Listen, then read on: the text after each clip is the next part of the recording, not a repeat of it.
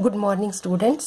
Last time हमने बात की थी एसेंशियल एलिमेंट्स के बारे में, जिसमें आपने सभी टाइप के एसेंशियल एलिमेंट्स को लिया था। जो आपके बल्क एलिमेंट्स थे, ट्रेस एलिमेंट्स थे, अल्ट्रा ट्रेस एलिमेंट्स थे, उनसे रिलेटेड क्या डेफिशिएंसीज से होगा और एक्सेस में हो जाए तो क्या होगा, various disease related to their deficiency और excess, these were discussed. Like आपकी टेटनी है, विल्सन्स डिजीज़ है, ग्वाइटर है और अनीमिया है, वाइट मसल डिजीज़ है, और एक और इम्पॉर्टेंट डिजीज़ जो आपको ध्यान हो इससे रिलेटेड जो आपकी थी सेलेनियम से related, that was your Keshan disease. I think you must have revised all this and today we are talking about the metalloporphyrins. As the name suggests, metalloporphyrins, it means these are the metal complexes of the porphyrin ligands. तो ये क्या है actually, पोरफायरिन्स क्या है? पोरफायरिन्स ये बने हैं पोरफिन से, और पोरफिन्स क्या है? Porphins these are macrocyclic tetradentate ligand, जिसमें आपकी 4 कोऑर्डिनेटिंग साइट्स होती हैं, और macrocyclic means they have large sized cavity in them, and these are made up of the 4 pyrrole rings. These are 4 pyrrole rings, 1, 2, 3 and 4. They are linked together through the methane bridges. ये यहाँ पर आपके methane bridges हैं, and the ligand comprises of conjugated, यहाँ पर double bond, single bond, double bond ये आप देख रहे हो throughout the structure. So it is the conjugated double bond system with 4 of the nitrogen donor atoms, and 2 of them are, ये जो आप 2 देख रहे हो, these are tertiary nitrogens, and they form the coordinate linkages, यानी कि coordinate bond बनता है by donating a pair of electron from this nitrogen to this metal, but 2 of these are secondary nitrogens, और ये सेकेंडरी नाइट्रोजन्स क्या है? They loses a proton and they form a covalent linkage. तो इस तरह से क्या हो गया, पोरफिन्स क्या हो गए आपके, ये मैक्रोसाइक्लिक लिगेंड्स, यानी कि जिसके सेंटर में एक कैविटी है बड़े साइज की, मैक्रोमिस बड़े साइज की एक कैविटी है, ऐसे लिगेंड्स, और जो टेट्राडेंटेट की तरह से बिहेव करते हैं, जिसमें यहाँ पर आपके 4 पायरोल रिंग्स हैं, 1, 2, 3, 4, और 4 पायरोल रिंग्स के 4 जो नाइट्रोजन एटम हैं, they are behaving as the donor nitrogen atoms, यानी कि मेटल के साथ इनकी लिंकेज जो बनेगी लिगेंड्स की, तो वो थ्रू नाइट्रोजन होगी। इसमें से जो 4 बॉन्ड में से आपके दे नॉर्मल कोवलेंट बॉन्ड है, और 2 यहाँ पर आप देख रहे हो कि ये 2 आपके कोऑर्डिनेट बॉन्ड बने हैं। ये 2 कोऑर्डिनेट टाइप के बॉन्ड ये किससे बने हैं? Because of these 2 tertiary nitrogens, और 2 ये सिंपल कोवलेंट बॉन्ड ये किससे बने हैं? Because of these 2 secondary nitrogens, जिसमें एक एक ये प्रोटॉन दोनों लूज करेंगे। तो इसको हम क्या कहते हैं? This is known as porphin ligand, और ये यहाँ पर पोरफिन लिगेंड की कॉम्प्लेक्सेशन हुई है मेटल के साथ, तो ये आपका क्या हो गया? This is your metal complex with the porphin ligand. अब ये पोरफिन जो है, this is biologically important molecule, बहुत इंपॉर्टेंट है ये, क्योंकि अभी आप आगे देखेंगे कि this is the main constituent of the haemoglobin and myoglobin and chlorophyll etcetera, कई सारे पिगमेंट्स में ये यूज होता है। तो क्लोरोफिल तो आपको पता ही है, this is very important green coloured pigment in the plants which is used in the photosynthesis, और उसी तरह से हीमोग्लोबिन और मायोग्लोबिन, जिनके बारे में आज हम थोड़ा डिटेल में भी पढ़ेंगे, ये क्या है? आपके ऑक्सीजन कैरियर है। हीमोग्लोबिन ब्लड में है और मायोग्लोबिन आपका मसल्स में है। तो ये पोरफिन और पोरफायरिन दोनों में क्या डिफरेंस है एक्चुअली? व्हेन पोरफिन की periphery of the 4 pyrrole rings of the porphin, they carry substituents other than the simple hydrogen, then these substituents are usually the organic groups, may be electron withdrawing or electron donating characteristics के हो सकते हैं। यानी कि दोनों में क्या difference हुआ आपका? ये आपका पोरफिन था और ये आपका पोरफायरिन है। यानी कि पेरिफेरी के ऊपर ये जो आपके पायरोल रिंग्स थे, यहाँ पर ये सिंपल जो हाइड्रोजन थे, सिंपल हाइड्रोजन सब्स्टिट्यूट हो जाएंगे किन्हीं भी ऑर्गेनिक ग्रुप से, और ये डिफरेंट ऑर्गेनिक ग्रुप्स आपके कुछ भी हो सकते हैं। यहाँ पर आप देख रहे हैं एंड दीज में बी इलेक्ट्रॉन विदड्रॉइंग नेचर के भी हो सकते हैं आपके, और ये इलेक्ट्रॉन जो है डोनेटिंग नेचर के भी हो सकते हैं। तो जब पेरिफ्री के ऊपर ये जो पायरोल रिंग्स के हाइड्रोजन है ये अलग अलग ऑर्गेनिक ग्रुप्स के साथ सब्स्टिट्यूट हो जाए तो इस पोरफिन को that will is known as the porphyrin. तो ये यहाँ पर आप पोरफायरिन देख रहे हैं, यहाँ पर इसको नाम क्या दिया गया है, दिस इज हेम। हेम क्या है, हेम इज आयरन, यानी कि आयरन 2 पोरफायरिन है ये। यहाँ पर आयरन 2 पोरफायरिन क्यों है, क्योंकि यहाँ पर सेंट्रल मैटम आपका आयरन है और इसकी ऑक्सीडेशन स्टेट यहाँ पर आपकी 2 है। तो इसका मतलब ये हेम क्या है, this is a porphyrin and this is the important part of the haemoglobin as well as myoglobin. अब हेम के साथ ग्लोबिन अटैच हो गया, यानी कि हेम तो ये है ही जो सेंट्रल में आयरन कोऑर्डिनेटेड पोरफायरिन है, और इसके साथ ग्लोबिन क्या है, this is a protein chain. तो इसका मतलब this heme is embedded in a protein chain, कहीं ना कहीं इसके चारों तरफ एक प्रोटीन की लंबी चेन भी है जिससे ये सराउंडेड है। तो haem plus protein chain is known as haemoglobin. इसी तरह से मायोग्लोबिन भी क्या है, ये भी मसल्स में है ऑक्सीजन कैरिंग, और सेम उसी तरह से इसके चारों तरफ भी ग्लोबिन की एक चेन है, यानी कि प्रोटीन की एक चेन है।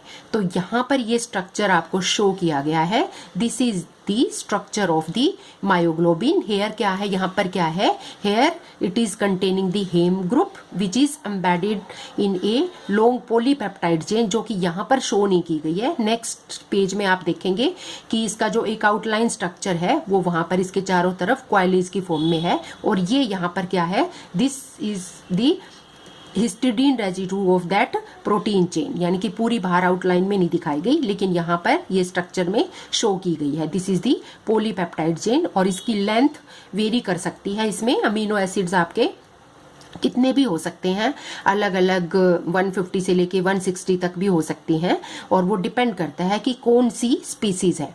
तो यहाँ पर मेनली आप देख रहे हैं कि सेंटर में वही आयरन ऑक्सीडेशन स्टेट इसकी 2 है, और 4 इसके ये क्या है, डोनर नाइट्रोजन एटम्स हैं जो कि ये लीगेंड से आए हैं आपके पोरफायरिन रिंग के, और ये जो पायरोल ग्रुप्स वहां पर आपको शो किए गए थे, सपोज 1 2 3 4, और यहाँ पर चारों पायरोल ग्रुप्स ABCD की फॉर्म में आपको शो करे गए हैं।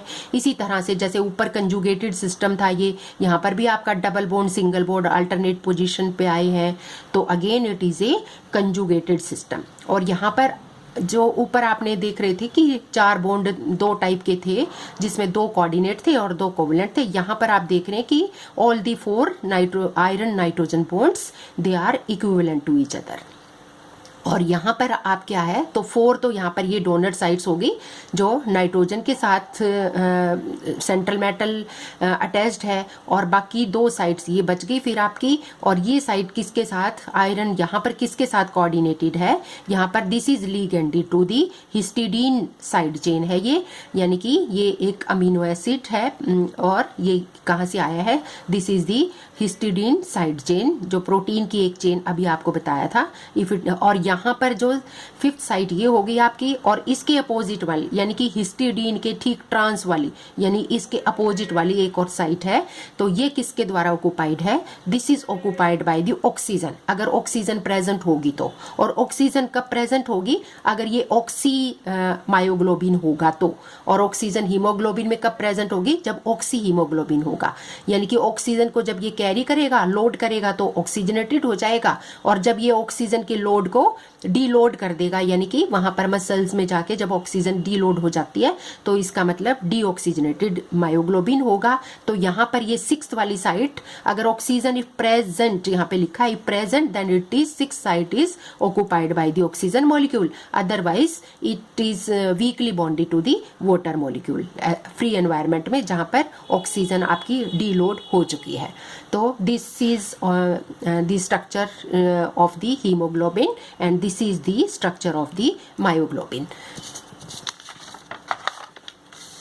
Now we are here talking about that protein chain. अब ये जो प्रोटीन चेन जिसकी हम बात कर रहे थे, जो हीमोग्लोबिन और मायोग्लोबिन के चारों तरफ है, ये अब क्यों इंपॉर्टेंट है, उसके कुछ इंपॉर्टेंट फंक्शंस हम डिस्कस करेंगे कि ये प्रोटीन चेन अगर नहीं होगी तो क्या होगा। जैसे आपने देखा कि मायोग्लोबिन और हीमोग्लोबिन का मेन फंक्शन क्या है? दे bind and release the oxygen in blood और इन यानी कि मसल्स में मायोग्लोबिन हो जाएगा। तो ये ऑक्सीजन ही क्यों बाइंड करती है हीमोग्लोबिन के साथ? क्योंकि oxygen molecule it behave as a strong pi acceptor ligand. लेकिन ऐसा नहीं है कि खाली ऑक्सीजन ही एक स्ट्रॉन्ग पाई एक्सेप्टर है, इससे भी अच्छे वाले पाई एक्सेप्टर लिगेंड हो सकते हैं, जैसे आपके CO, NO, CN negative etcetera. तो ये क्यों नहीं बाइंड करते? यानी कि ऑक्सीजन की बजाय CO कार्बन मोनोऑक्साइड क्यों बाइंड नहीं करती, जबकि ये बहुत अच्छा पाई एक्सेप्टर है? तो इसका रीजन वही है कि जो प्रोटीन चेन चारों तरफ आप देख रहे थे वो क्या करती है, इसकी बाइंडिंग को इनहिबिट करती है, यानी कि इसकी बाइंडिंग को चेक करती है दूसरे मॉलिक्यूल्स की को। वो कैसे चेक करती है? Because of the steric effect of the protein chain which prevents the appropriate geometry to bound the carbon monoxide etcetera. या सिंपल वर्ड्स में आप यूं कह सकते हो कि इसे ज्योमेट्री में फिट होने के लिए अलाउ नहीं करती, किसको? दूसरे पाई एक्सेप्टर्स को। तो इसलिए अगर कार्बन मोनोऑक्साइड हीम के साथ यानी कि हीमोग्लोबिन के साथ बाइंड अप हो जाएगी तो it will be very much toxic, you know it very well. तो इसको लिमिट करने के लिए ये प्रोटीन चेन जो इसके चारों तरफ है, this plays a very important role. तो एक तो मेन फंक्शन इस प्रोटीन चेन का क्या हो गया कि कार्बन मोनोऑक्साइड जैसे मॉलिक्यूल से टॉक्सिसिटी को अवॉइड करती है। और सेकंड फंक्शन, ये कई बार एक इंपॉर्टेंट क्वेश्चन पूछा भी जाता है जिसका आंसर मैंने यहाँ पर आपका लिख दिया है। इसी तरह एक ये वाला क्वेश्चन भी बहुत बार पूछा जाता है कि आयरन 2 के salts they easily undergo oxidation in air. आपको पता है कि आयरन 2 बहुत जल्दी ही मॉइस्चर और एयर के कांटेक्ट में आने के बाद ऑक्सीडाइज्ड होके आयरन 3 में कन्वर्ट हो जाता है। लेकिन हीमोग्लोबिन और मायोग्लोबिन में ऐसा नहीं होता, जबकि अंदर आपके ऑक्सीजन भी पड़ी है और अंदर आपके वाटर पानी भी है, तो भी ये क्यों नहीं फिर ऑक्सीडाइज होता? और अगर ये ऑक्सीडाइज्ड हो गया होता तो क्या होता कि हीमोग्लोबिन और मायोग्लोबिन में अगर आयरन 2 आयरन 3 स्टेट में कन्वर्ट हो जाएगा तो उससे हमारा क्या बन जाएगा? मेट मायोग्लोबिन या मेट हीमोग्लोबिन, जिसमें कि आयरन 3 होता है। तो ये they will not be the no more oxygen carrier. तो अगर ऑक्सीजन कैरियर की तरह से ही बिहेव नहीं करेंगे ये, then you know the consequences, it will be a very fatal condition for us. तो क्या चीज है जो इस ऑक्सीडेशन को प्रिवेंट करती है, जो इस ऑक्सीडेशन को चेक करती है या रोकती है? अगेन द सेम आंसर, यही प्रोटीन चेन आपकी जो हीमोग्लोबिन और मायोग्लोबिन के चारों तरफ क्वाइलिंग की फॉर्म में प्रेजेंट है। तो you can say and this protein chain is hydrophobic in nature, so you can say in hemoglobin and myoglobin the iron 2 site is encircled by a protein chain, जिसकी अभी हम बात कर रहे थे। यानी कि जो हिस्टिडीन रेजिड्यू आपका जो 5th वाली कोऑर्डिनेशन साइट थी वो आपकी प्रोटीन चेन वाला ही हिस्टिडीन अमीनो एसिड था, एंड इट इज हाइड्रोफोबिक, यानी कि it repels the other molecule जो वाटर एटसेट्रा। ठीक है, it blocks the access of the large molecule to the neighbourhood of the iron. तो इसका मतलब बड़े साइज के मॉलिक्यूल चाहे वाटर वगैरह उनको आयरन 2 के पास नहीं आने देती, and it prevents its oxidation, और इसलिए इसका ऑक्सीडेशन भी नहीं होने देती और इसका सॉल्वेशन भी नहीं होने देती। दैट इज व्हाई, इसी कारण जो iron 2 complex it can survive in environment, ऐसे एनवायरमेंट में भी वो सर्वाइव करता है जहां पर आपकी वाटर मॉलिक्यूल्स भी पड़े हुए थे और ऑक्सीजन भी थी लंबे time, long enough to release and bind the oxygen. तो इसका मतलब क्या हुआ कि ये चारों तरफ जो प्रोटीन की चेन थी या पॉलीपेप्टाइड चेन थी, इसको अगर हम रिमूव कर दें या नेकेड हीम आपका हो जाए चारों तरफ से चेन निकालने के बाद जो खाली हीम बच जाएगा, तो क्या होगा? If polypeptide chain is removed, then this naked heme, that is iron 2 porphyrin complex, is treated with the oxygen and it undergo oxidation to form the iron 2 protein, to form iron 2 and iron 3, I'm sorry, this is iron 3, and this Fe3 protein, these are responsible for the brown color of the old meat और dried blood. और आपने देखा होगा blood कई बार बाहर निकलने के गिरने के बाद थोड़े टाइम में वो ब्लड की ड्रॉप्स जो है ना प्योर रेड नहीं होके थोड़े ब्राउन कलर में कन्वर्ट हो जाती है। उसका रीजन क्या है, क्योंकि एटमॉस्फेयर में फिर जो हीमोग्लोबिन के अंदर आयरन 2 था that will be oxidised in the presence of moisture to the iron 3 state, और haem that will convert into the haematin. Haematin क्या है, ये इस तरह का एक ऑक्सीजन बीच में है और इस तरह का ये डाइमर है, और इस हेमाटिन बनने के बाद जो ऑक्सीजन कैरिंग कैपेसिटी है वो हेम की वो डिस्ट्रॉय हो जाएगी। तो this is the structure of the haematin which is a dimer with a oxo bridge, and this dimer is no longer act as a oxygen carrier. तो इसका फिर सोचो क्या एक कॉन्सिक्वेंस होगा। सो हीमोग्लोबिन और myoglobin with iron 3 state, they are no more hemoglobin and myoglobin, but they get convert or they forms the methemoglobin or the metmyoglobin। तो इस तरह से ये कन्वर्ट हो जाएंगे और यहाँ पर ये फंक्शनलेस हो जाएंगे। जो ऑक्सीजन को बाइंड करने का और रिलीज करने का फंक्शन था वो ब्लड में से लूज हो जाएगा। और इसी तरह से जो ये पोरफायरिन है, तो इसी तरह से बायोलॉजिकल सिस्टम में they are playing a very important role. तो इनका बहुत इंपॉर्टेंट रोल है। These are very much biologically important compound. और यहाँ पर स्ट्रक्चर में फिर से आप देख सकते हैं कि यहाँ पर डीलोकेलाइजेशन ऑफ पाई इलेक्ट्रॉन्स है आपके, और सेंटर में ये जो आपका होल है, तो ये होल क्या करता है आपका, this will accommodate the metal ion. और मेटल आयन जो अप्रोप्रिएट साइज का होगा वो यहाँ पर इजीली फिट हो जाता है। और कौन से वाले मेटल आयन यहाँ पर फिट होते हैं आपके, जनरली आपके अल्केलाइन अर्थ मेटल्स जैसे मैग्नीशियम वगैरह हो सकते हैं, और आपके ट्रांजिशन मेटल्स ज्यादातर फर्स्ट सीरीज के वो इस कैविटी में अप्रोप्रिएट साइज के होने की वजह से प्रॉपरली फिट होते हैं। और इस तरह से यहाँ पे मेटल एटम और चारों नाइट्रोजन एक प्लेन में है। तो इस तरह से इसकी स्ट्रक्चर कैसे बन जाएगी, आपकी स्क्वायर प्लेनर कॉम्प्लेक्स बन जाएगा। तो इस तरह से metal ion and the 4 nitrogen they are lying in the same plane. लेकिन कभी कभी कैसा क्या होता है कि when the size of the metal ion is smaller than this cavity, तो उसमें क्या होगा, this cavity will readjust itself और डिस्टोर्ट इटसेल्फ स्लाइटली। क्यों, to hold the metal ion properly. ठीक है, तो उसको होल्ड करने के लिए, छोटे साइज के मेटल आयन को होल्ड करने के लिए थोड़ा सा अपनी ज्योमेट्री को ये डिस्टोर्ट करेगा या रीएडजस्ट करेगा ताकि वो यहाँ पर प्रॉपरली फिट हो जाए। और अगर if the size of the metal ion is larger than this hole, और इस कैविटी या जिस होल में ये मेटल आयन हमने रखा है, इससे अगर इस होल का साइज क्या हो, साइज मेटल आयन का इस होल से ज्यादा हो, तो क्या होगा, that metal ion will stay out of the plane. तो वो आउट ऑफ द प्लेन हो जाएगा, and that is the metal ion, यानी कि it will not fit and sits above the plane. तो अबाउ द प्लेन वो जाके बैठेगा, किसके अबाउ द प्लेन, ये जो 4 नाइट्रोजन एटम थे इसके अबाउ द प्लेन हो जाएगा। तो ये स्ट्रक्चर आपका जो स्क्वायर प्लेनर था, ये स्क्वायर प्लेनर ना होके ये स्ट्रक्चर आपका क्या हो जाएगा, स्क्वायर पिरामिडल हो जाएगा। तो इस तरह से ये जो पोरफिन आपका है, अगर इसमें से हम मेटल को हटा दें तो पोरफिन कैसे हैं आपके, porphin ligand, they act as the tetradentate and di negative anion. यानी कि डाई नेगेटिव एनायन क्यों, यहाँ पर 2 आपके जो हाइड्रोजन रिमूव हो गए तो ये डाई नेगेटिव एनायन की तरह से बिहेव करता है। And a die positive cation, कोई भी इनमें से फर्स्ट सीरीज का भी हो सकता है, अल्केलाइन अर्थ मेटल का भी हो सकता है।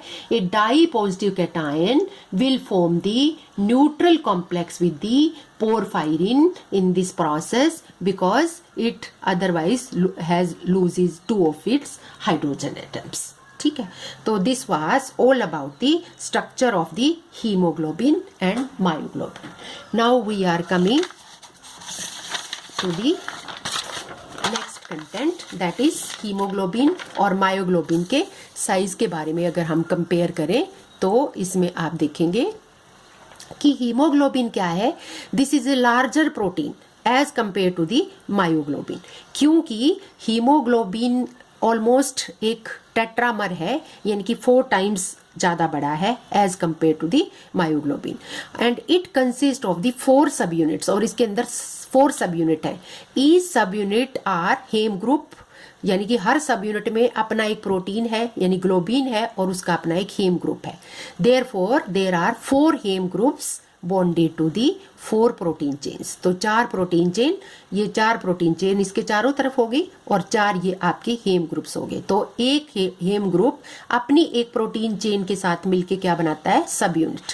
तो यहाँ पर 1, 2, 3 एंड 4, ये 4 सब यूनिट्स होगी, जिसमें यहाँ पर ये आपका हेम दिखाया गया। और हिस्टिडीन ये क्या है, this is the protein chain की क्वाइलिंग है यहाँ पर इसके चारों तरफ, जो स्ट्रक्चर में यहाँ पे शो नहीं की गई है, आपकी बुक में आप इसे देख सकते हैं, यानी कि क्वाइल ऑफ प्रोटीन चेन। तो यहाँ पे प्रोटीन चेन 2 टाइप की है आपकी, कौन कौन सी, 2 तो आपकी अल्फा चेन है और 2 आपकी बीटा चेन है। तो इसका मतलब 4 सब यूनिट्स आर सिमिलर, देखने में एक जैसी लगती हैं चारों subunits, but actually these are not identical. क्यों आइडेंटिकल नहीं है, क्योंकि इनमें डिफरेंट नंबर है अमीनो एसिड्स के। 2 of the subunits they form the alpha chain of कितने, 141 amino acids, and 2 of the subunits they form the beta chain of near about वो 146 amino acids. तो ये amino acids की 2 chain यानी कि haemoglobin में है, लेकिन मायोग्लोबिन में इनका सीक्वेंस हीमोग्लोबिन वाली जो चेन में अमीनो एसिड का सीक्वेंस है उनसे अलग है। So the amino acid sequence of neither alpha nor beta subunit of hemoglobin matches the sequence of myoglobin से। ना ही तो अल्फा वाली चेन का सीक्वेंस मिलता है, ना ही बीटा वाली का। So both hemoglobin and myoglobin they have 5 coordinated iron 2 atom, दोनों में वो आयरन 2 जो एटम है दैट इज 5 कोऑर्डिनेटेड, और 6 साइट जो अभी पीछे मैंने आपको दिखाई थी that is occupied by the oxygen if present. तो it is bonded by the 4 nitrogen atom जो अभी आपने देखे थे। एंड कहाँ से आए वो nitrogen atom, from the 4 pyrrole rings. और जो 5th पोजीशन थी that was occupied by the protein chain, जो नीचे हिस्टिडीन रेजिड्यू के साथ कनेक्ट करती हुई दिखाई गई थी आपको अभी पीछे वाले स्ट्रक्चर में आपने। And you know 6th position is occupied by the weekly bonded water molecule. और जो 6th पोजीशन है यानी कि ट्रांस टू हिस्टिडीन, वो 6th पोजीशन है वो water molecule that is weakly bonded. अगर कब होगा, myoglobin and haemoglobin in such molecules are called deoxymyoglobin, यानी डीऑक्सीमायोग्लोबिन को इस तरह से शो करते हैं deoxy haemoglobin. And but when the 6th position which is trans to the histidine chain is occupied by the molecular oxygen, then these molecule are called oxymyoglobin and oxyhemoglobin। तो इसका मतलब यहाँ I think it is clear to you, यानी कि बात जो कहना चाह रहे हैं वो आप समझ गए होंगे। एक बार दोबारा से मैं पीछे आ जाती हूँ स्ट्रक्चर के ऊपर, इसको ज़्यादा क्लियरली आपको समझाने के लिए। यहाँ पर आप देख रहे हैं कि ये आपका 4 कोऑर्डिनेटेड आयरन हो गया, ठीक है, जिसमें 4 आपके कोऑर्डिनेशन साइट यानी डोनर एटम्स आपके नाइट्रोजन है which are coming from the 4 pyrrole rings. और ये आपकी 5th साइट हो गई। 5th site is again coordinated to this nitrogen of this histidine residue, जो आपकी प्रोटीन चेन है इसको कह सकते हो आप, ये आपकी पॉलीपेप्टाइड चेन है।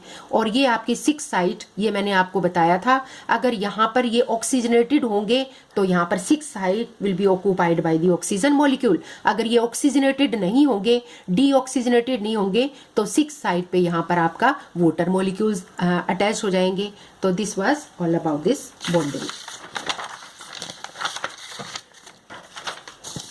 तो अब इनका फंक्शन क्या है, what is the function of this haemoglobin and myoglobin. इसका फंक्शन क्या है, यू नो आयरन पोरफायरिन्स ये दोनों क्या है आपके हीमोग्लोबिन एंड मायोग्लोबिन्स। तो फंक्शन इन दोनों प्रोटीन्स का, globin means protein attached with the haem group, ठीक है। तो when in present in muscles this protein is known as myoglobin. तो फंक्शन क्या है इन दोनों प्रोटीन्स का, function of these 2 proteins are as follows. You know it very well that haemoglobin it picks up oxygen in the lungs, lung से उठाएगा ये और कहाँ पर डिलीवर करेगा, बाकी की बॉडी में ये डिलीवर कर देगा and deliver it to the rest of the body parts. और इसी तरह से मायोग्लोबिन क्या करेगा, this will accept oxygen from the haemoglobin, लेकिन कहाँ पर, इन मसल्स में ये कुछ टाइम के लिए स्टोर करेगा और जब इसकी ज़रूरत पड़ेगी तो ज़रूरत की साइड पे ये इसको रिलीज कर देगा, जिससे ये आपकी oxygen that will be used for the energetic process, जहाँ पर आपके ब्रेक डाउन के लिए, मेटाबॉलिज्म के लिए एनर्जी चाहिए होगी। तो फिर यहाँ पर जब ऑक्सीजन इससे डीलोड हो जाएगी, तो डीऑक्सीजनेटेड हीमोग्लोबिन, सॉरी, जब हीमोग्लोबिन से ऑक्सीजन डीलोड हो जाएगी जाके मसल्स में, यानी कि मायोग्लोबिन इसको ले लेगा, तो क्या होगा, जो हीमोग्लोबिन है ऑक्सीजन हटने के बाद वो आपका डीऑक्सीजनेटेड हीमोग्लोबिन हो जाएगा। फिर वो क्या करेगा, it will use some of its amino acid, जो इसकी प्रोटीन चेन थी उसमें से कुछ amino acids they will bind the carbon dioxide, अपने साथ बाइंड अप कर लेंगे, फिक्सअप कर लेंगे, और फिर इस कार्बन डाइऑक्साइड की लोडिंग करने के बाद ये इसको लेके चला जाएगा बैक टू दी लंग्स। तो इस तरह से यहाँ पर ऑक्सीजन ट्रांसपोर्ट हो जाएगी आपकी लंग से टिश्यूज में, और यहाँ पर टिश्यूज में फिर जो कार्बन डाइऑक्साइड थी ऑक्सीजन की डीलोडिंग करने के बाद अब इस कार्बन डाइऑक्साइड को अपने ऊपर लोड कर लेगा एंड इट विल ट्रांसपोर्ट, इसको लेके चला जाएगा बैक टू दी लंग्स। और ये पीछे मैंने आपको बताया ही था कि हीमोग्लोबिन मायोग्लोबिन दोनों प्रोटीन्स में बेसिकली क्या डिफरेंस है, कि हीमोग्लोबिन का मोलिकुलर वेट आप देख रहे हो 64,000 प्लस है, और मायोग्लोबिन का इट इज नियर अबाउट 17,000। तो सीधा सीधा इसको देख के आपको समझ में आ गया होगा कि ये नियर अबाउट 4 टाइम्स हैवियर है इससे। So haemoglobin may be considered an approximate tetramer of the myoglobin। ठीक है, तो मायोग्लोबिन क्या कह सकते हो, this is a smaller protein as compare to the haemoglobin. और आपको पता ही है इसमें भी ये हेम ग्रुप है, it consist of a single haem group which is embedded in the squiggles of the polypeptide chain. और ये पॉलीपेप्टाइड चेन किसकी है, ग्लोबिन प्रोटीन की, यानी कि हेम प्लस ग्लोबिन। और ये यहाँ पर ट्यूब की स्ट्रक्चर की फॉर्म में यहाँ पर आपको शो की गई है, and this is your outline structure of the myoglobin.